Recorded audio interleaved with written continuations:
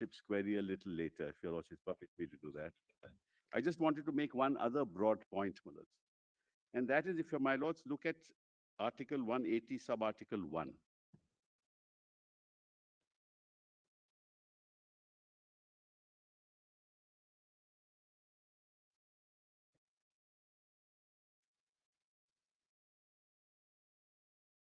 Sub-article 2.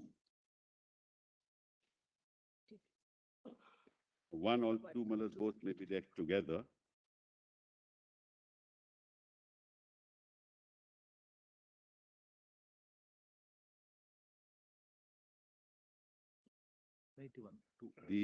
Your Lordship has that. While the office of a speaker is vacant, the duties of the office shall be performed by the deputy speaker, or if the office of the deputy speaker is also vacant, by such member of the assembly as the governor may appoint for the purpose. The governor may appoint for the purpose would be on the advice of the council of ministers. And during the absence of the speaker from any sitting of the assembly and deputy speaker, or if he is also absent, such person as may be determined by the rules of the procedure of the assembly. So or one if no deals such with vacancy, second deals with absence.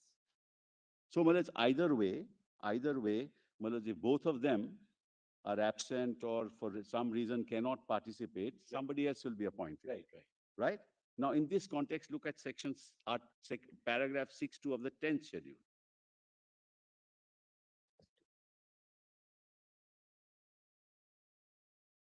They have to be read together. Just another broad point I wanted to make before your lordships.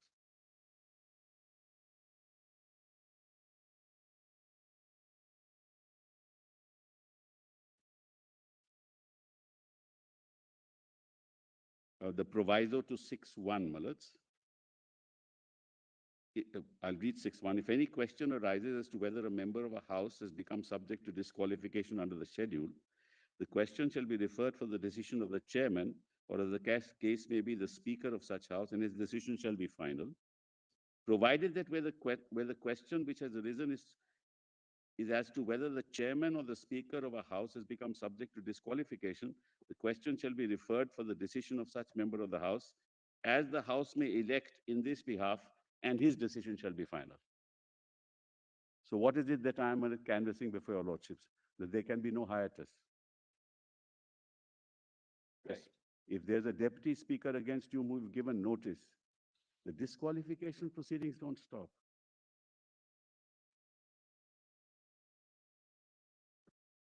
That's my first bullet at the outset. I made that submission to your lordship.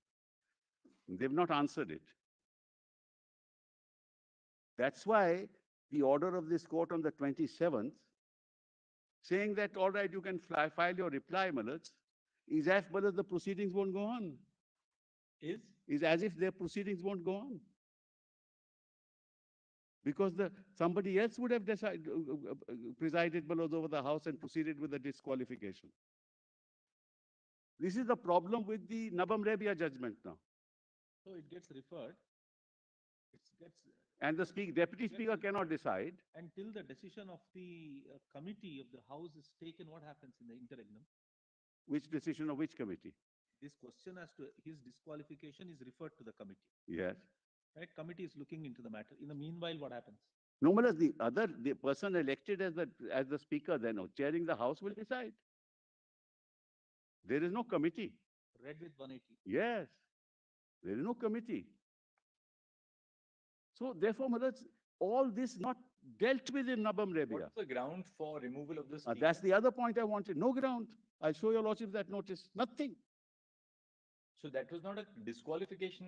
He was not being removed under disqualification under the 10th schedule. Correct. Therefore, that notice was an ab initio void. No, but they can always say that we don't have confidence in the speaker. No, they can't, because that's the removal proceedings are under 179.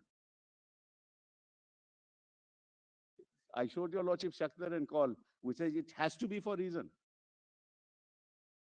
I showed that to your lordships at the outset. Because removal is stigma, which is why he is allowed to be in the house, allowed to participate in the proceedings and respond to the allegations. It's not a no confidence. No confidence is no reasons. It's a removal. Again, not considered in Nabam. So these are very serious questions. That's another broad point I wanted to make, Malas, before I proceed. Yes. Anyway, Malas, now kindly come to the propositions that I have placed before your lordships. Malas, it's already with your lordships, I hope. My submissions, the rejoinder submissions, Malas. Document number, it's not numbered. A what?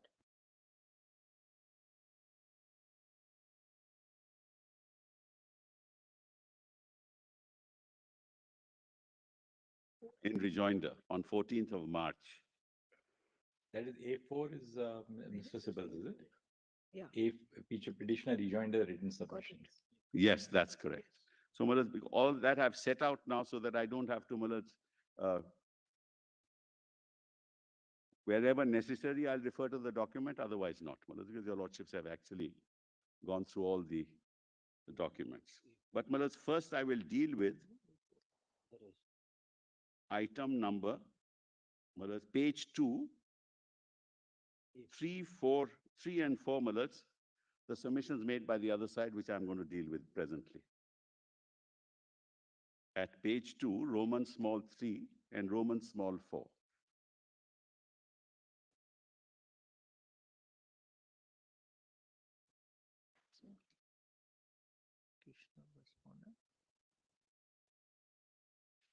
Their argument was, Malas, as your lordships will notice. Page 2. Yes, Malas, 3 is the respondents have not incurred disqualification under the 10th schedule because their claim is not that there is a split, but that they represent the Shiv Sena. That's their case, which has been decided by the Election Commission in their favor, that there is no distinction between the legislative party and the political party, and the 10th schedule does not stifle the right of the legislatures to dissent. That's their argument. I hope I have encapsulated, Malas, accurately. Then next 4, respondents have not incurred disqualification under 2(1)(b) of the 10th schedule because the respondents had appointed their own whip, Shri Bharat Gogavle, on the 21st of June, and they have obeyed the whip issued by Gogavle. The legislature party has the right to appoint the whip, relying on members of Maharashtra Legislative Assembly disqualification on grounds of defection rules. I hope, Malas, that's a correct articulation of what they've said. Now, Malas, our answer, kindly straight away we'll come to the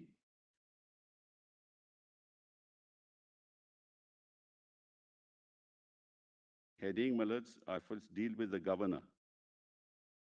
Why don't we deal seriatim with your submissions actually? A, governor, from A onwards. All right. That I might can be do better that. I so thought you I know. would finish the governor first and then. Yeah, exactly. That is A at page 3. Three. Capital A. Capital A, yes. A, Governor's decision. that's correct. Give me a minute. Yes. It's capital A.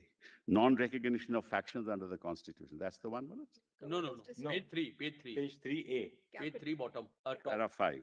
Para 5. Yes. Oh, okay, yes.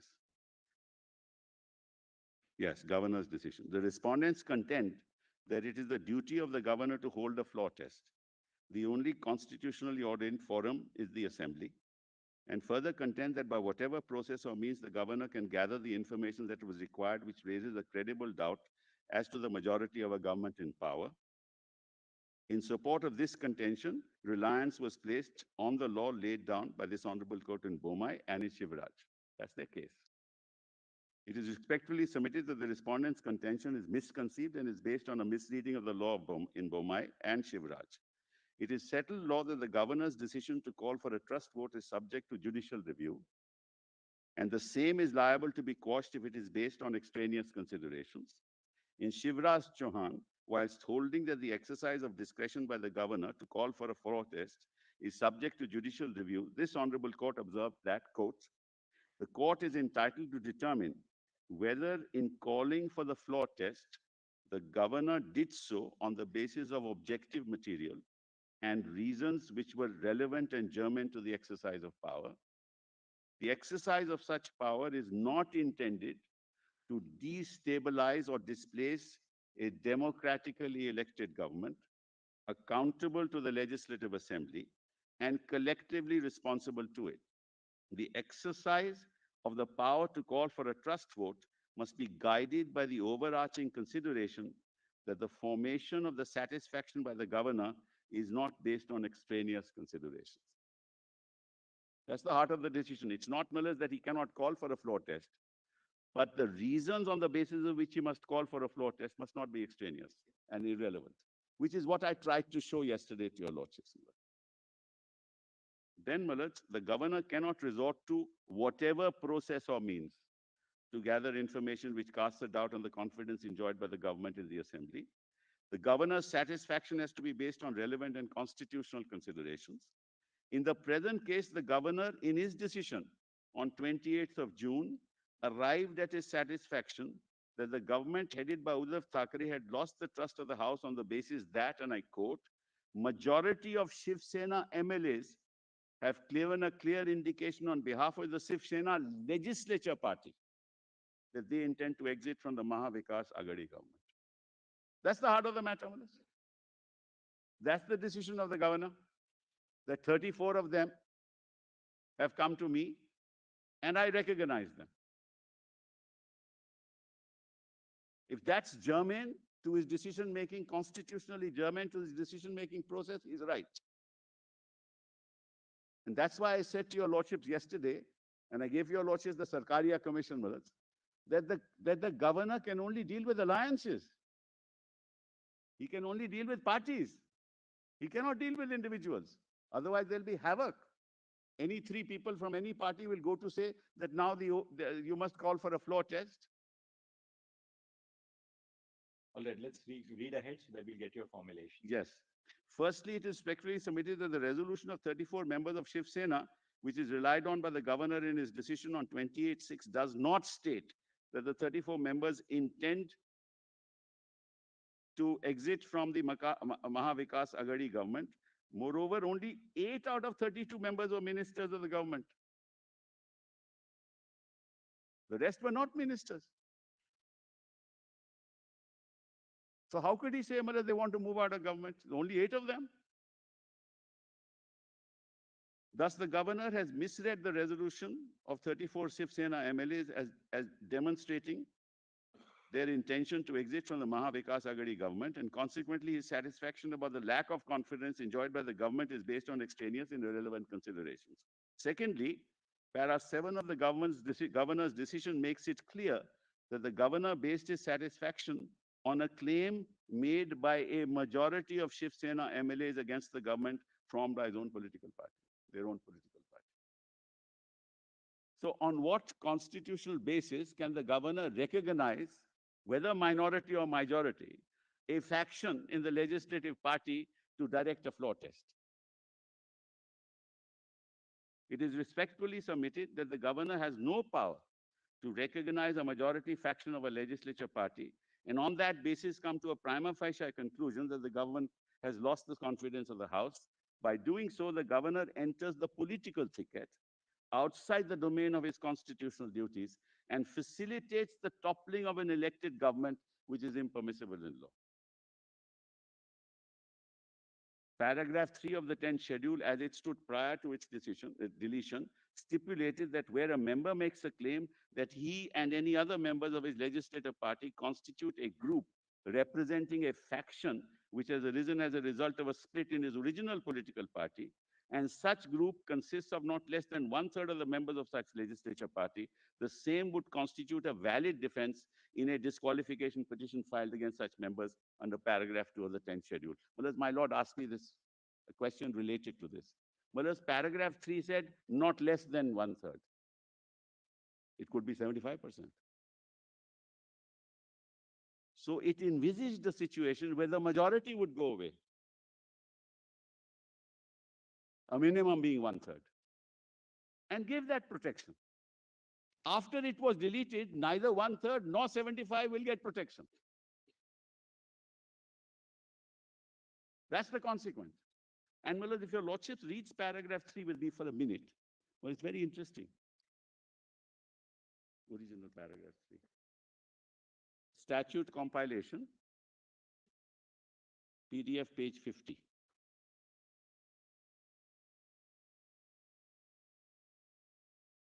Where is that? That is compilation. Yeah, yes, I got it, yes.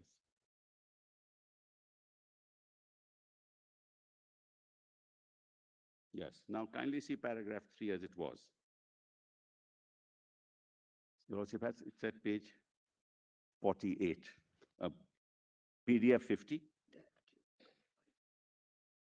My lords have it. Yes. Where a member of a house makes a claim that he and any other members of his legislature party constitute the group representing a faction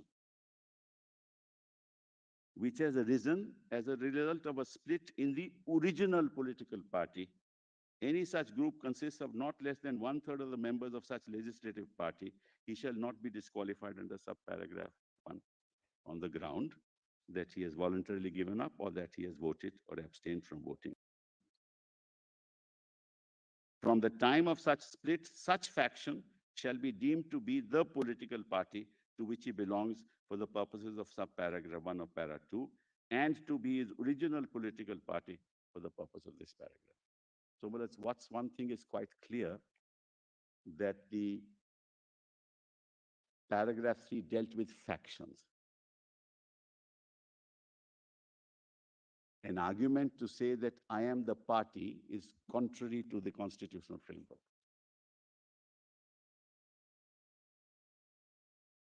Because he is not the party. Because the party is registered, Malad, under section 29A of the Representation of People's Act. The office bearers of the party are communicated to the Election Commission. And Malad, the constitution as accepted is the final document. He can't now say, I am the party, because the party with the Election Commission and the party with the Speaker is only the members of the legislature belonging to that political party. So you can't say I am the party. So that proposition is unfounded in constitutional law. So I'll read, I go back, Malad, to my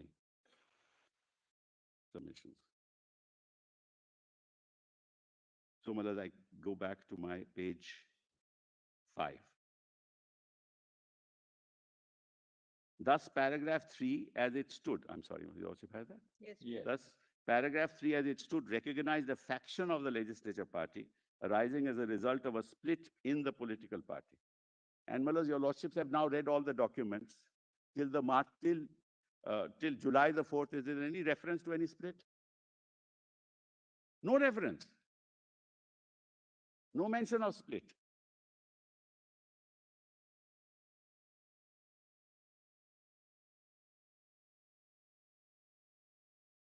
With the deletion of paragraph 3 of the 10th schedule by the Constitution 91st Amendment, there is no constitutional recognition of a faction or group in the legislature party. Reference is invited to petitioner's written submissions 160 to 163. Malaz, your lordship have it. I've given the page so that it's easy, Malaz. The effect of deletion of paragraph 3 from the 10th schedule is that the Constitution does not recognize any faction, whether it consists of majority or a minority of the members of the legislature party. Why? Malaz, there's a constitutional basis for that also. I tell you, your lordship, why. Malaz, when I seek election directly from the electorate, I don't seek election in my personal capacity. I seek election on the symbol of the party. In my activity in the house and outside the house, I continue to be a member of that party and must honor the discipline that's imposed on me. So in the relationship between the legislature and the political party has primacy. The legislature party has not primacy. So when you are interpreting the Constitution, you have to give primacy to that political party whose representative I am in the legislature. You can't in the process give primacy to the legislature over the political party, which the other side is trying to do, by saying, I am the party. It can be one member of legislature, but can he say, I am the party? So, in the relationship between the legislature and the political party has primacy. So when you are interpreting the Constitution, you have to give primacy to that political party whose representative I am in the legislature. You can't in the process give primacy to the legislature over the political party, which the other side is trying to do, by saying, I am the party. It can be one member of legislature, but can he say, I am the party? So within the constitutional framework, the will of the legislators, in fact, is subject to the functioning of the political party, both inside and outside the House. Now, he can have dissent outside the House, but no dissent within the House, which is why the whip. Because there he represents. That's why Holohon says you can't go against it. That's the rationale for it, Mullets, constitutional rationale for it. Then, Mullets, a fortiori, therefore, the concept of a faction asserting itself in the legislative party and acting dehors the political party or calling itself the political party is not contemplated by the law, and any such claim will be per se fall foul of paragraph 2 of the 10th schedule. Parliamentary democracy only recognizes alliances between political parties and not an alliance between a political party and a faction of a legislature party. That be constitutional harakiri. Reference is invited to the order for preference to be followed by the governor as stipulated. Mullahs, kindly have a look at that page only. Mullahs, kindly come to my written submissions, page 101, Mullahs. Right, 101.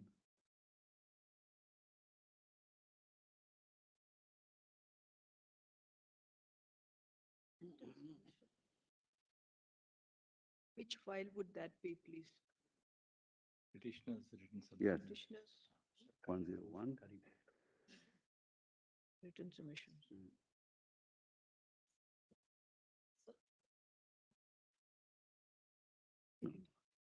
Page.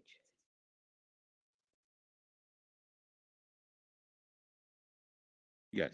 Now, let's kindly share. Very interesting. Yes, yes. Yeah. Kindly see page 101, paragraph 240. Yes. Yes. It is submitted that the governor cannot recognize the rebel MLAs and of political parties, as that would ring a death knell on the working of a multi-party democracy. The Sarkaria Commission's recommendations approved by this Honorable Court in Rameshwar Prasad also categorically emphasize the importance of sanctity of the party system and states that the governor, in arriving at a satisfaction to invite a chief minister, can only recognize alliance of parties and not an alliance of a party, in this case, the BJP and rebel MLAs of another party. In this regard, para 65 of Rameshwar Prasad reads as follows. Para 4.11.04 of the Sarkaria Commission report specifically deals with a situation where no single party obtains absolute majority and provides the order of preference the governor should follow in selecting a chief minister. Now, this is final. What does it say? The order of preference suggested is, one, alliance of parties that was formed prior to the election. So parties, alliance of parties. Two, largest single party staking a claim to form the government with the support of others, including independents. Again, largest single party. Three, post-electoral coalition of parties with all the partners in the coalition joining the government. And four, a post-electoral alliance of parties with some of the parties in the alliance forming a government and remaining parties, including independents, supporting the government from outside. There is no space for factions when the governor has to appoint a chief minister.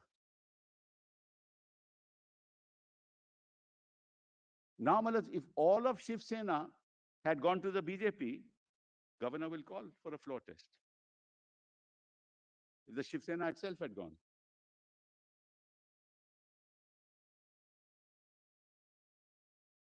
Now, this is cast in stone. Now an argument is being raised, it doesn't matter, and which is why, I said to your lordship the consequences of it. Supposing 2 or 3 members of each political party who don't form the majority go to the governor and say that support of six of these people reduces the chief minister to a minority, therefore call for a floor test.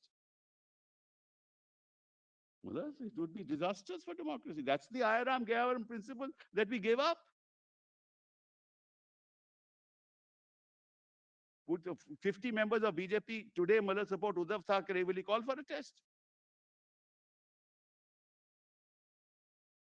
So, Mullah, the whole propositions, the propositions that have been advanced by my learned friends are all contrary to basic principles of constitutional law.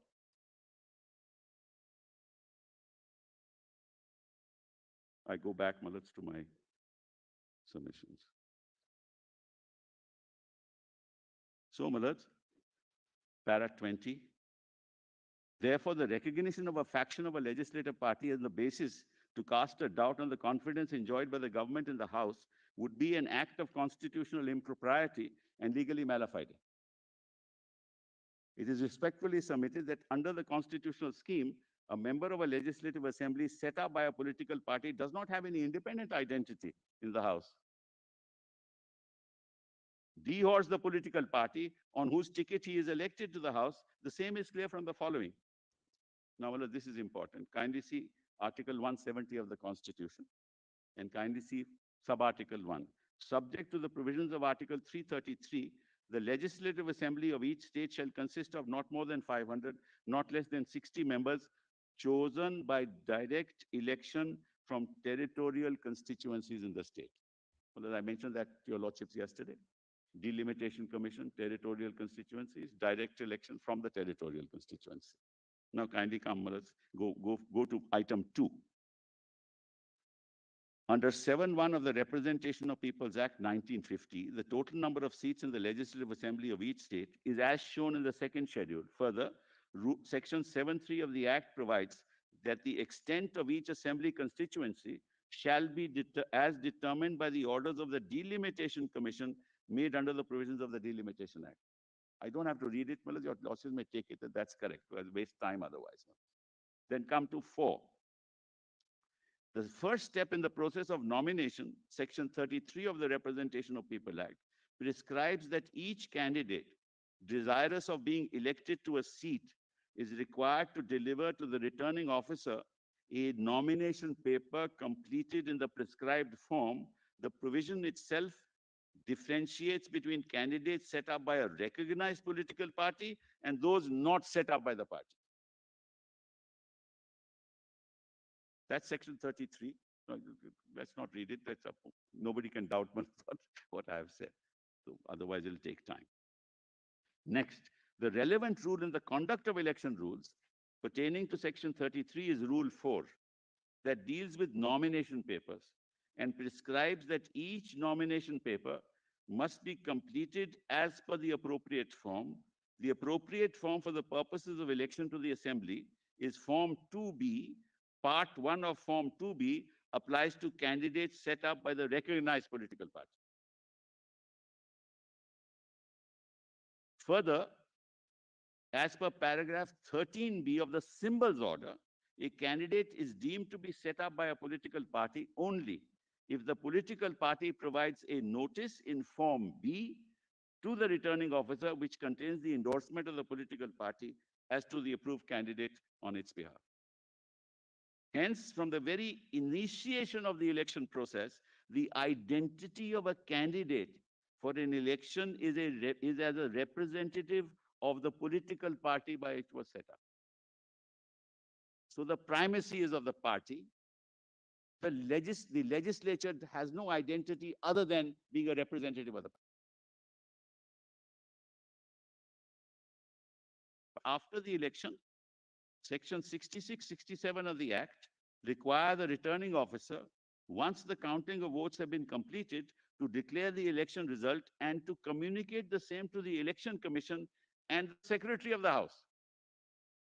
That's very important, Melissa. Kindly see that, 67 of the That's okay. I think, you've paraphrased it and there is no reason to doubt it. The reason is, what he sends is that he has been elected as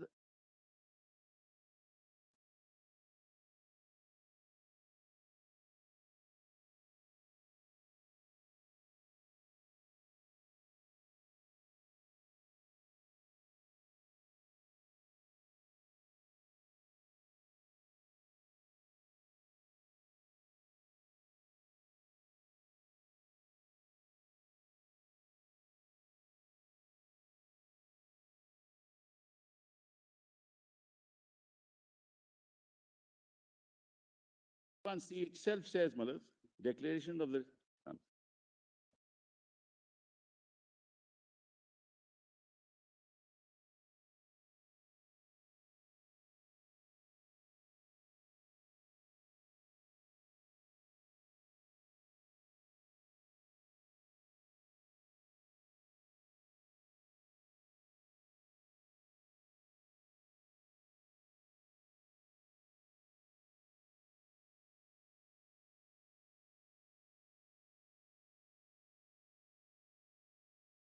is sponsored by the political party and he has been duly elected. And the certificate also says the same thing. Would you go back to it, Malad?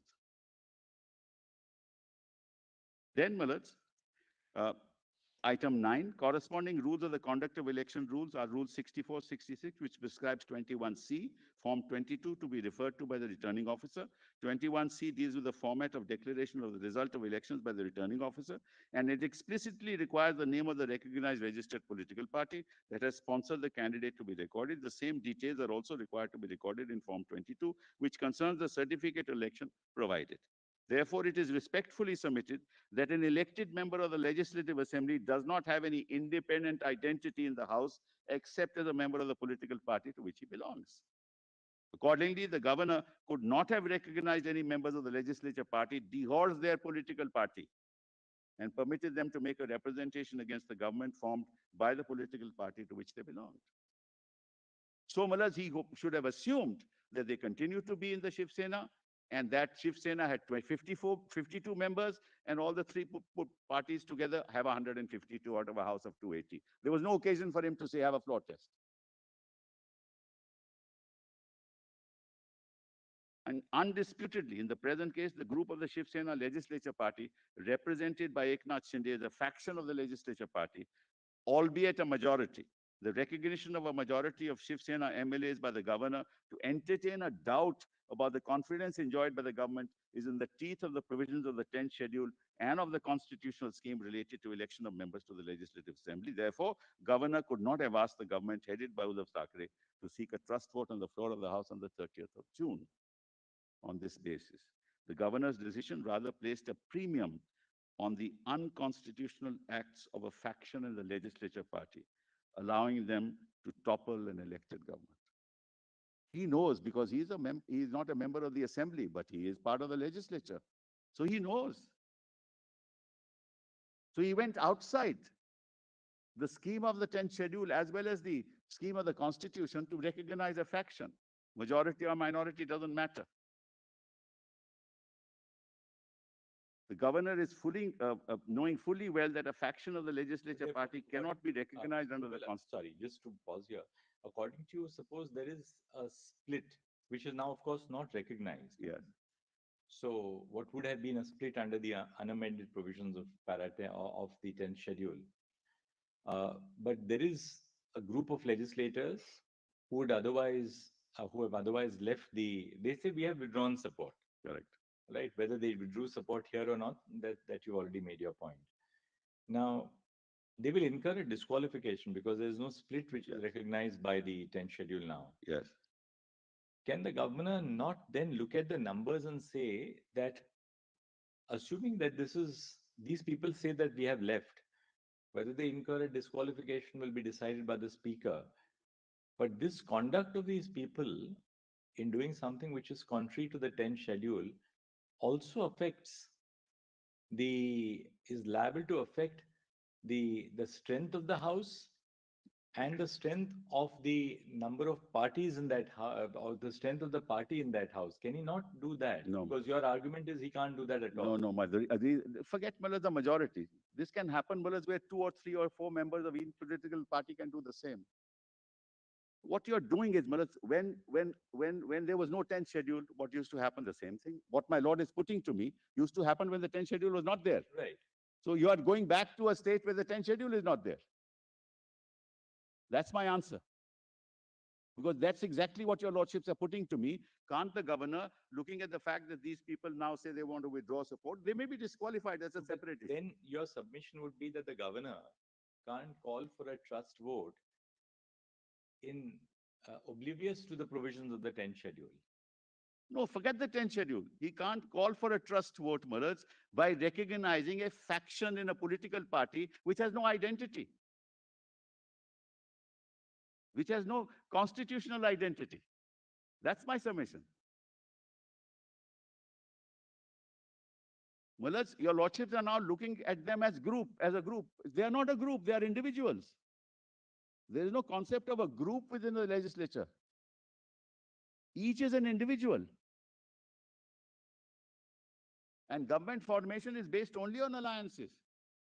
And therefore, Mullahs, calling a trust vote has to be based also on alliances, if it's been reduced to a minority. That's accepted now by Rameshwar Prasad, Mullahs.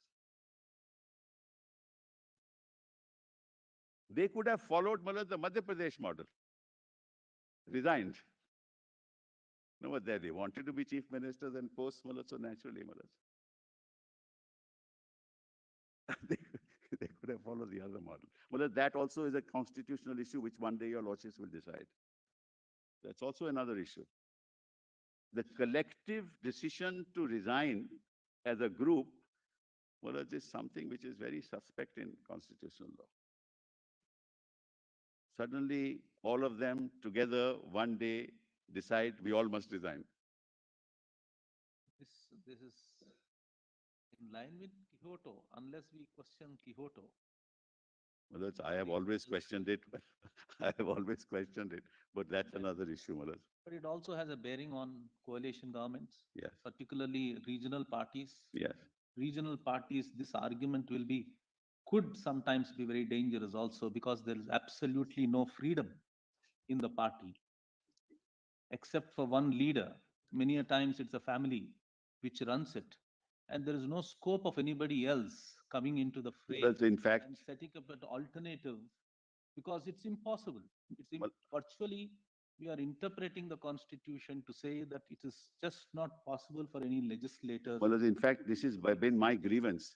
What happens, Malaz, in the United States and then the UK, Malaz? The a president, Malaz, of the Republican Party will reach out to Democrats to get a bill passed. The insurance, actually, Barack Obama had to reach out to the Republicans for his insurance bill. And in the UK, the same thing, the Conservative Party or the Labour Party reaches out to the opposition members. There is no such thing as defection. This is the problem. But anyway, Malas, we are in another era. At the moment, we are on the law as it stands today. So we go back to the Gairam regime, where there is no 10th schedule, and you can actually move the governor for toppling any government you want at any time you want. Yeah, a few people. There is an NCP case where only four people of the NCP actually went away. There were only 4 members. All of them went away. So it can happen. So according to, going back to the Sarkaria Commission report, which was relied upon in Rameshwar Prasad, this was a post-electoral coalition of parties. That's correct. Of course, with the support of some independents as well. Yes. So according to it is only if any one member of the alliance and shifts, or one member of the coalition shifts. That's right. That the governor can then say that, look, as a result of one party in the coalition, one member of the coalition having shifted, correct, or ceased to back the government. Therefore, I feel now your vote in your confidence in the House, the confidence of the House in your government is now liable to be affected. Therefore, I call for a trust vote. Therefore, he's not concerned with the 10th schedule at all, Malaz. Right. With the greatest respect. Right. Governor is not concerned with it. That's a separate proceeding. Whether they'll be disqualified, they may not be disqualified. If they vote against the whip, Malaz, within 15 days, I can condone it. Or if you have sent notices to 16, the others may say, now I don't want to lose my membership. They will come back. That arithmetic and that, the consequences are not relevant as far as the governor is concerned, or even the court is concerned. Court is to judge the act of the governor on the 28th of June, whether that was right or it was wrong. And I might say this to your lordships, Well, when we enter this courtroom, we are in a different aura. We come with hope, with the expectation that you are the only hope in this country. Power, well, if you look at the history of civilization, all injustices are based on power. Whether it was the execution of Socrates, why was he executed? He was executed because he didn't believe in the Athenian gods. He was executed. The same thing is happening today. Not in that sense. Where do we go? Therefore, this court's history has been so phenomenal, and your footprint is the largest around the world. You are the beacon, the hope of 1.4 billion people. And you can't let democracy be destabilized in this callous, uncouth fashion. I'm sorry, Mullah. But then taking your argument to its logical conclusion, that means that the governor cannot really have regard to any individual movement of a group or a number of MLAs or MPs. That's Bomai, Mullah. Yes, exactly. Para 88 of Bomai Their says that. movement lies within the province of the Speaker under the 10th schedule. Internal dispute he can't deal with. Para 88 of Bomai, Mullah. Intra-party disputes he can't deal with. It's in my note. I succumb to it. All right, let's go back. Yes, Mullah. Sorry. So, Mullah's decision of the governor is accordingly liable to be struck down. It is respectfully submitted that the respondent's reliance on the decision of Bomai to contend that the governor is duty-bound to order a floor test without regard to the pendency of disqualification petitions is totally misplaced. The respondents particularly relied on 119 and 121 for Justice Sawant's opinion and paras 391 and 395 of Justice Jeevan Reddy's opinion, dealing with court's decision on the situation in Karnataka. Now, 30 is important. As regards the situation in the Karnataka Assembly, the issue before the court was whether the governor, on receiving letters from certain legislatures that they were withdrawing support from the government, was justified in himself coming to the conclusion that the government had lost majority and giving a report under 356 for issuance of a presidential proclamation. It is pertinent to note that the chief minister in that case had offered to test the government's majority on the floor of the House. Chief minister himself, I'll test it. These are the facts of Bomai, Karnataka, which they relied upon. In that context, it was held by this honorable court that in cases where the support to the ministry is claimed to have been withdrawn by some legislatures, the proper cause for testing the strength of the ministry is holding the test on the floor of the House. Because the chief minister said, I am ready to hold that test. And para 3 was there on that day of the 10th schedule. And what did the governor do? 356.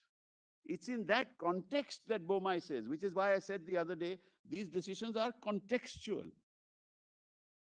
There's no general principle that can be applied across the board. There can't be. Freedom of speech is a general principle. How you will actually, recognize it is the context. So, in this connection, it is necessary, I'm quoting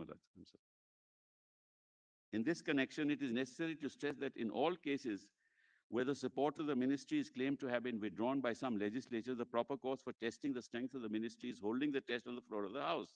That alone is the constitutionally ordained forum for seeking openly and objectively the claims and counterclaims in that behalf. The assessment of the strength of the ministry is not a matter of private opinion of any individual, be he the governor or the president. It is capable of being demonstrated and ascertained publicly in the House. So first you must reach a bona fide, constitutionally valid conclusion that this requires a floor test and on relevant considerations. If you are able to justify that to the court, then the only remedy is a floor test. Well, it's the next paragraph. I just read the highlighted portion, para 391 at the bottom. Whether the Council of Ministers has lost the confidence of the House is not a matter to be determined by the governor or for that matter anywhere else except the floor of the House, correct? Principle of democracy underlying our constitution necessarily means that any such question should be decided on the floor of the House. The House is the place where the democracy is in action. It is not for the governor to determine the said question on his own or his own verification, which is what exactly he did by recognizing a faction. Now, let's kindly come to para 32. Thus, S.R. Bomai is not an authority for the proposition that the governor must order a floor test whenever a claim is made that the elected government has lost the confidence of the House, irrespective of whether such claim is based on unconstitutional or extraneous considerations. Rather, S.R. Bomai, it was categorically held that the power under 356 cannot be used to. I just waste, we have a short time. My colleague has to also. I don't want to hog everything. Rather, in S.R. Bomai, it was categorically held that the power in 356 cannot be used to sort out internal differences in or intra-party problems of the ruling party. Para 82. If your lordships will just allow me to show that, if it's convenient. Well, I'll show that here. Volume 2. That is Bomai? Yes. We'll read Bomai here. You have extracted it. Yeah, I've extracted it. Yeah, we'll read it from your extract. Much easier. We've got Bomai, of course. Yes, I purposely did it, Mala, so that otherwise Yeah, you'll have We don't have to go back and forth at all. You extracted it also. Yes, I've extracted it. It's okay. Well, it's actually, I must give credit to my colleagues. Yes, yes. Well, it's Mr. Tiwari, Mr. Devdutt, how wonderfully they have prepared this case. It's extraordinary. And I owe gratitude, sense of gratitude to them. Sort out internal differences or inter-party problems of the ruling party, and that exercise of this power for a purpose extraneous or irrelevant to the one for which it has been conferred by the Constitution would be vitiated by legal malafide. You're now looking at an intra-party dispute. They have come to you, they are 34, I recognize you, I recognize the leader because he is the leader. So the governor is recognized. I'm sorry. Says, will just give us a moment. There was an urgent order which No. I'll just show it to my learned brother Justice Narasimha. That's the morning. Morning, yes. Yes.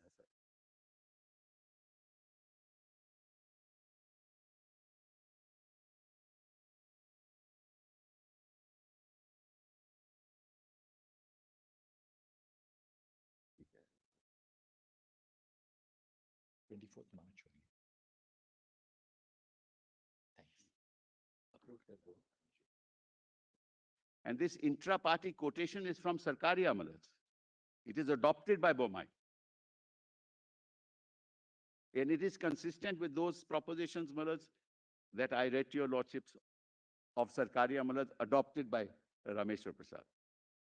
See, you can't enter into an moment you say, okay, I'll recognize these three people, I will entertain these two people, and then now you have lost majority, now you have a floor test. Oh, impermissible. That's the old non-10th schedule regime, the Ayagram, Gayaram regime.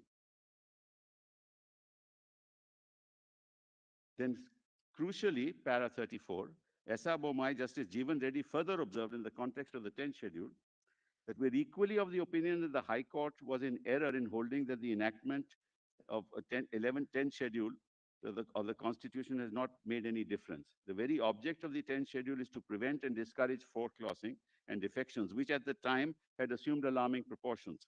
Whatever may be his personal predilections, a legislator elected on the ticket of a party is bound to support that party in case of a division or vote of confidence in the House, unless he is prepared to forego his membership of the House.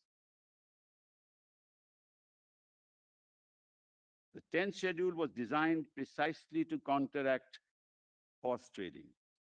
Except in the case of a split, a legislature has to report his party willy-nilly. Mr. Sibal, the only problem is, I just looking at it from this point of view, the basic principle of parliamentary democracy is that the government has to be accountable to and must have the faith of the House. Now, suppose a group of, say, the government has X number of legislators, and take a hypothetical case where X divided by 2, say that we have no faith in this government, though we were elected on their ticket. Correct. They say that, look, okay, we incur the disqualification, but we don't have faith in this government.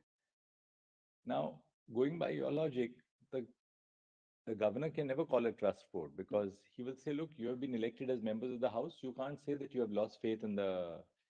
Which case, even though the government now really effectively has only X by 2 of its confidence in the house, the strength in the house, still the government must continue. The government has to continue. It's basically reduced to a complete minority, probably. Your Lordship is absolutely right. May I answer that, Malaz? The session is on. Finance bill has to be passed.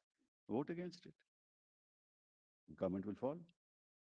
What's the problem? This is not an insurmountable legal issue, Malaz. Any vote against it. But what they want is, they want to topple the government, become the chief minister, then tell your lordships, now the speaker will decide. This is not constitutionally permissible. Your lordship is absolutely right. What time does the government lose majority, lose confidence of the House, Mullahs? At the time when it is reduced to a minority. At what time does it reduce to a minority? When they vote against the government. It is reduced. That's the solution. Till the time they vote against and the government becomes a minority, it's accountable to the people. The governor cannot assume that they have lost majority, therefore there is no accountability. That's not permissible as far as the governor is concerned. That's respectfully the responsibility to the query that your lordship raised. Prime Minister Nasim Rao ran the minority government. It's not as if governments can't be run by minorities. Point is, they don't want to lose the membership of the House. It's a double whammy, Millers. You lose the membership, you don't become a minister. You have to fight an election. You may win, you may not win. Here, you topple the government to become a minister, you become a chief minister. Use the governor's office for that. Your lordships, Millers, I don't have to say anything more.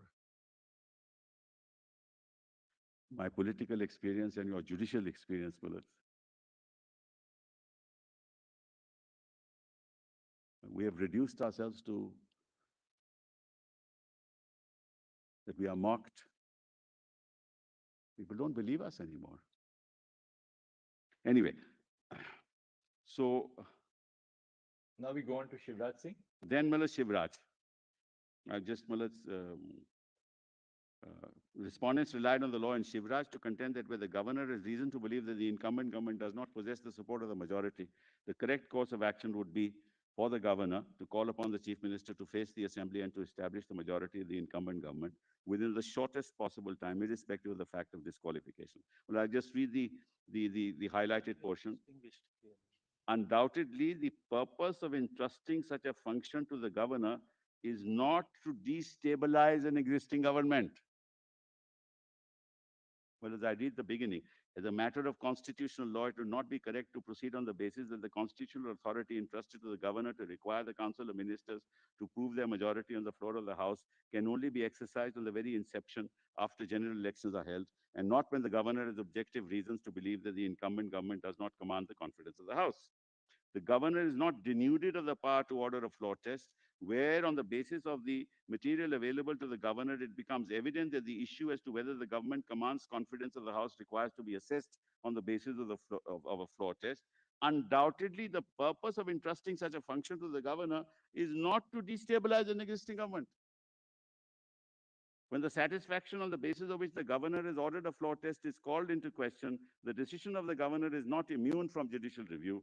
The court would be justified in scrutinizing whether the governor prima facie had relevant and germane material to order a floor test to be conducted. So we are not against the floor test, we're against the considerations on the basis of which the floor test was ordered. It is respectfully submitted that Shivraj Chauhan, there are no disqualification petitions. Now, this is the other thing, pending against the MLAs whose resignation was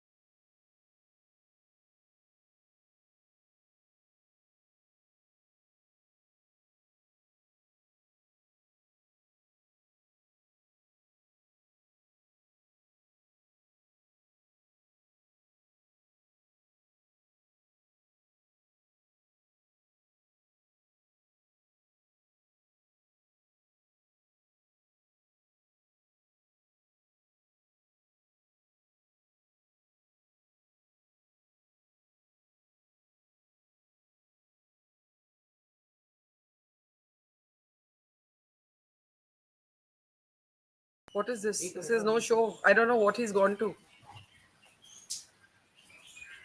What is actually going